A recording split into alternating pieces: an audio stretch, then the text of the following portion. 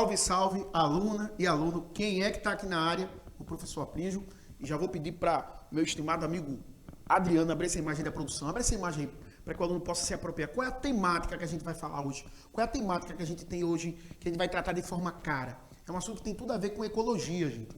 Ou um assunto que eu posso dizer que tem uma relação íntima com uma coisa que talvez no primeiro momento possa parecer complicado, que é a alerobiose e ecobiose. Mas enfim, vamos ao que interessa. Qual é o objetivo da nossa aula de hoje quando a gente pensar em cadeia alimentar? É compreender que a cadeia alimentar é composta por 3 principais grupos de seres vivos. Presta atenção nisso. Os produtores, que daqui a pouco a gente vai detalhar um pouquinho mais sobre isso, você vai saber tudo sobre esses caras, ou pelo menos vai dar o primeiro pontapé para entender quem são os produtores, os consumidores, que aí você vai ver que vai ter consumidor primário, secundário, terciário, e assim vai ser uma história muito interessante para que você possa se apropriar desse saber, desse conhecimento. E os decompositores, vocês vão perceber como esses grupos de organismos são extremamente importantes para a vida. Cada um deles representa um nível trófico, guarda essa informação, níveis tróficos do fluxo de energia. Então, na verdade, eu posso dizer, gente, volta aqui comigo rapidinho, eu posso dizer que a cadeia alimentar, esse assunto, seria uma representação gráfica, né, um recorte para que a gente possa entender como esse fluxo de energia se dá de forma unidirecional, com perdas de energia, perda essa na forma de calor. Então preste atenção nisso, são informações que fazem toda a diferença. Por quê, gente? O objetivo da gente aqui é tirar você do reino da necessidade para o reino da liberdade. Como diria Francis Bacon, conhecimento é poder. E aí, ó, esse fluxo de energia transmitido através da alimentação.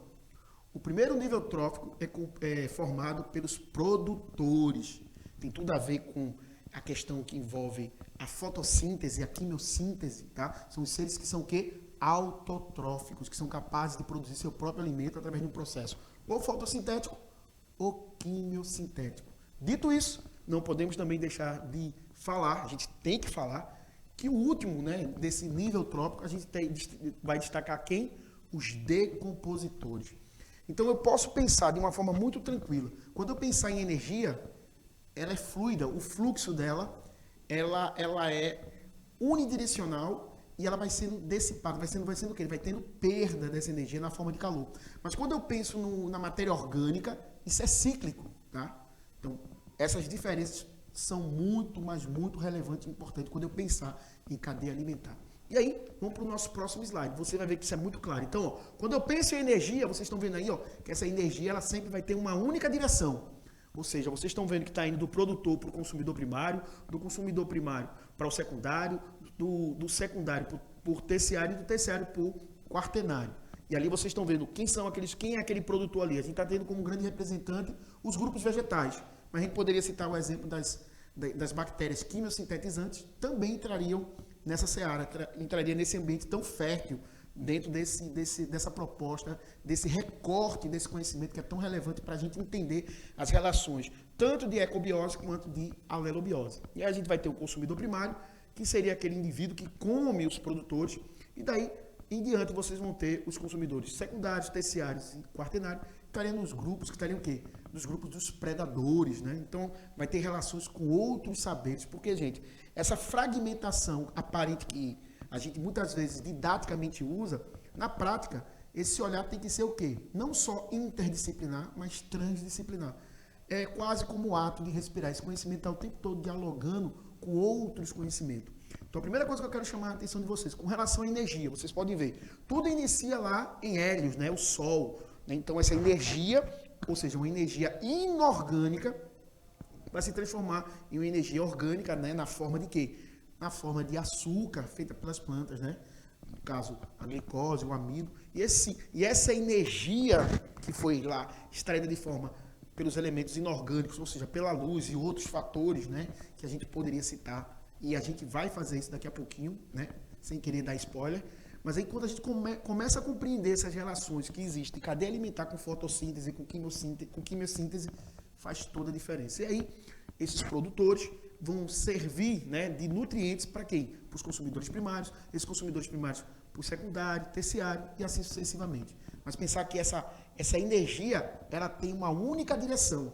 E sempre pense que vai sempre do menor nível trófico para o maior nível trófico, tá? E ela sempre vai tendo perda de energia. Volta aqui comigo, por favor, produção, que eu acho que é importante a gente pontuar isso.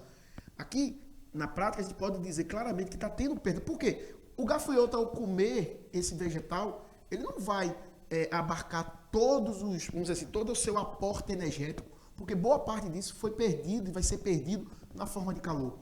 A mesma coisa vai acontecer com o sapo, a mesma coisa vai acontecer com a cobra, a mesma coisa vai acontecer com o gavião ali, com aquela espécie ali de falcão uniforme. Guarda essas informações porque faz toda a diferença. Sistematizar isso, categorizar isso de forma inteligível, faz você compreender como é dinâmico isso aí. Né? A gente poderia citar aqui também como isso aqui aparentemente é bem simples, né? Parece uma coisa bem comum da gente perceber de uma forma muito tranquila. Lembre-se que isso também ocorre de forma complexa através das teias alimentares. Mas no primeiro momento, percebe esse recorte, percebe essa representação gráfica de como esse fluxo de energia se dá e como ele se manifesta. Mas quando eu pensar já na matéria orgânica, isso vai ser algo que é cíclico, ou seja, você vai ter lá os produtores pegando os elementos inorgânicos e transformando em elementos orgânicos. E você vai pegar os decompositores pegando os elementos orgânicos e transformando em elementos inorgânicos para serem reutilizados novamente pelos produtores, e aí vai nesse ciclo virtuoso, que é muito relevante para o quê? Para a nossa existência, para uma existência saudável do nosso ambiente. E aí, já vou reforçar essa ideia para vocês entenderem que seriam esses níveis tróficos. Então, o primeiro nível trófico está ali nos grupos dos vegetais, dos seres autotróficos, tanto fotossintéticos como quimiosintéticos. Tá? E aí a gente tem como exemplo as algas, os vegetais e as cianobactérias. Tá? E aí, depois do nível trófico, o segundo nível trófico, a gente teria o consumidor primário, que ali na nossa cadeia alimentar é representado pelo gafanhoto.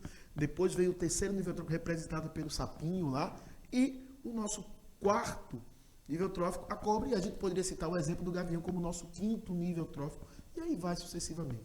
Mas o que eu quero chamar a atenção de vocês é vocês conseguirem compreender isso de uma forma que tire você dessa zona de conforto. Para quê? Para que você possa ter aquela insatisfação positiva, que é sempre querer mais e melhor. E se você está compreendendo isso de forma saudável, e lembrando, gente, esse material está aí para justamente você consultar a hora e o momento que você quiser.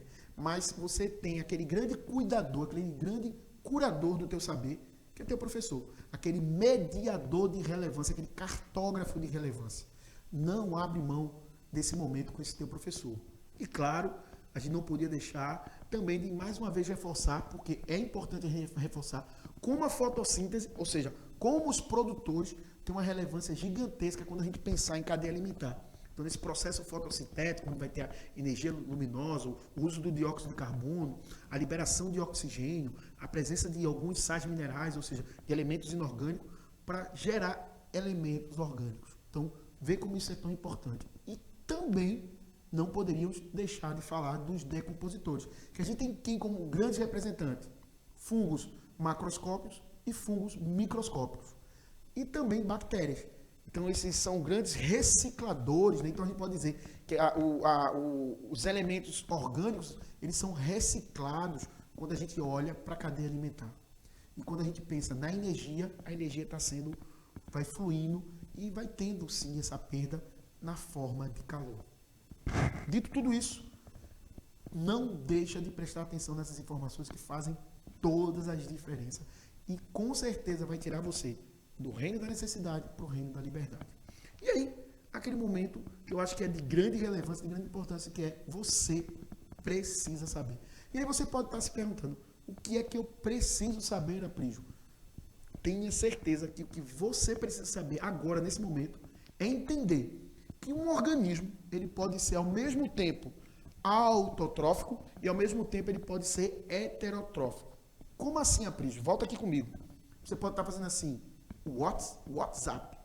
Que história é essa? É simples. A euglena é um exemplo de uma alga que não tem parede celular e é chamada de nixotrófica. Ou seja, quando ela tem generosamente oferta de luz no ambiente, ela faz fotossíntese. Mas quando não tem oferta de luz, ela vai se nutrir de outra forma. De forma o quê? Heterótrofa.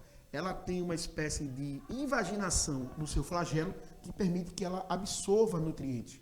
Vê que coisa interessante, essa versatilidade, esse repertório nutricional que esse organismo tem.